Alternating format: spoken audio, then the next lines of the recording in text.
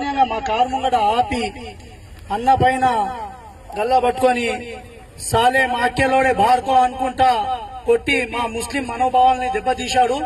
అంటే నీకు చైర్మన్ చేసింది ముస్లింస్ ని తిట్టనందుగా సాలే బార్కో మా అక్కెలోడే అనుకుంటా తిట్టుకుంటా దుష్పదాలు మొత్తం వాడుకుంటా ఏదంటే అది చెప్పుకుంటా ఎవరు ఏం చేశారు అందరికీ తెలుసు. పార్టీకి కట్టుబడి ఎవరున్నారనేది తెలుసు.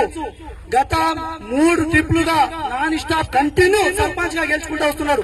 మూడోసారి 2000 మెజార్టీతో గెలిచిండు. మీకు తెలియదా ఎవరేమున్నది ప్రజల్లో? మీరు లోపల ఒక్కటైపోయి 2 ఎలక్షన్ లో ఏం చేశారు తెలుసు.